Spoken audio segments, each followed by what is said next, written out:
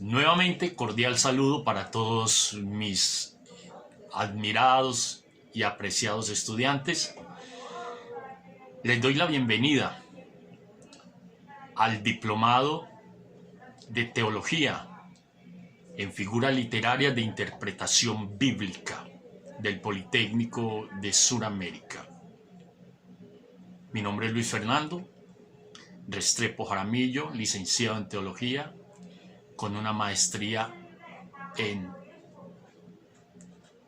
Teología y Estudios Bíblicos. Hemos venido hablando de un tema muy importante, como es la manera de interpretar, de traducir la Sagrada Escritura. Y en el tema pasado hablábamos de cuál era el idioma que hablaba Jesús. Recordamos que hablábamos que habían dos tipos de griego en aquel entonces, que era el griego clásico, el griego que hablaban los ricos, el griego que hablaban las personas de alta alcurnia, y el otro era el griego koiné, que era el griego popular, que hablaba el vulgo de aquel entonces. El griego clásico que hablaba aquella gente era la retórica antigua de Grecia. Esa retórica antigua constaba de 5 partes muy importantes que es necesario, querido estudiante, que tengamos en cuenta en este espectacular diplomado. Ese griego clásico de retórica antigua constaba de su primera parte, que se llamaba el inventio. El inventio era la enseñanza de buscar y encontrar qué decir.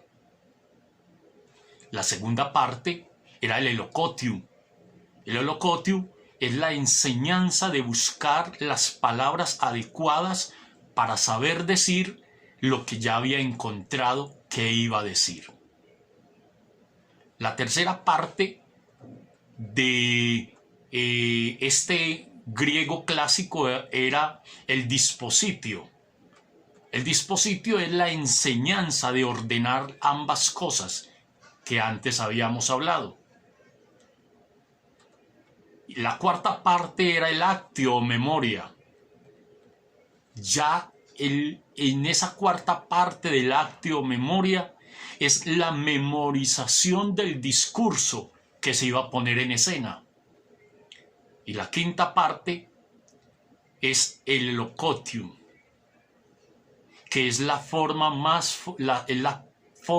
más agradable de ligar las palabras, lo que le permitía al filósofo griego hacerse distinguir cuando llegaba al ágora y allí dar sus discursos que dejaban a la gente con la boca abierta, como hoy cuando escuchamos personas con un amplio recorrido, con un léxico abundante y que decimos, wow, qué persona para saberse expresar, qué conocimiento. Era porque manejaban esas 5 partes.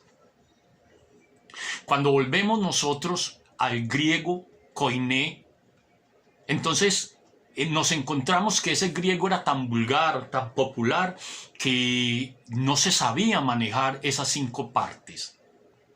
Jesús era consciente de eso. A pesar de que él manejaba el griego koiné, el vulgar, él sabía que una imagen no vale más que 1000 palabras. Eso es ahora que nosotros con nuestra tecnología y con nuestra avanzada cultura, como podemos decir entre comillas, decimos que la imagen vale más que 1000 palabras. Pero Jesús sabía que debido a los problemas que había en medio del pueblo, la imagen no valía más que 1000 palabras. Era necesario 1000 palabras para poder aclarar una imagen. Por eso llegan las figuras literarias de interpretación bíblica. Jesús, cuando iba a dar un mensaje, él se sentaba y solamente con mirar las aves preparaba su mensaje, su discurso, utilizando las aves como el ejemplo claro para decir aquellas cosas que iba a hablar. En medio de estas cosas, en el Sermón del Monte, como antes hemos dicho, habían alrededor de más de 50 figuras literarias. Y una de las figuras literarias importantes que encontramos ahí es la prosopopeya.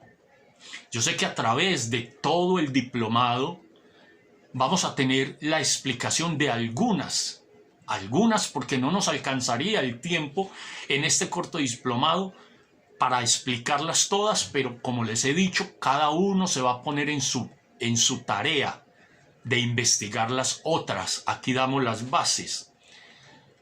La prosopopeya era la forma de darle una figura o una referencia humana a la naturaleza o a los objetos inanimados.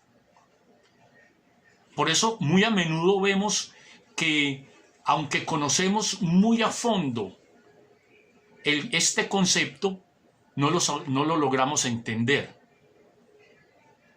Pero tengamos en cuenta aquí, si en la Biblia vemos que las cosas muertas hablan como si estuvieran vivas, no vaya a creer que es una contradicción de la Biblia.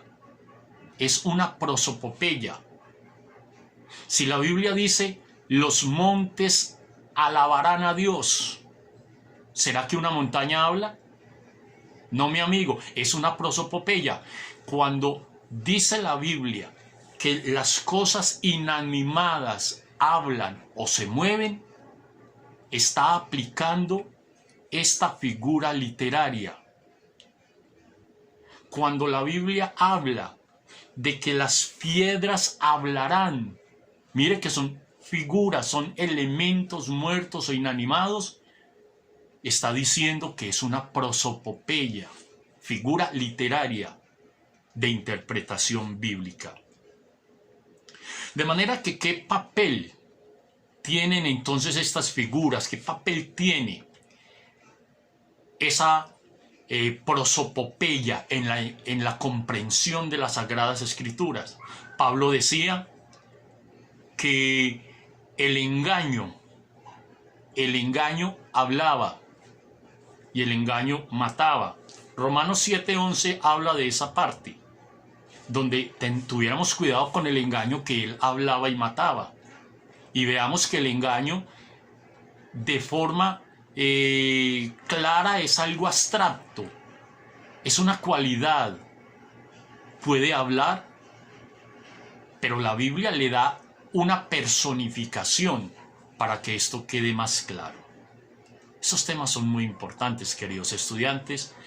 Espero que continúen juiciosos con su desarrollo de las tareas encomendadas en cada unidad y los veremos en el próximo video.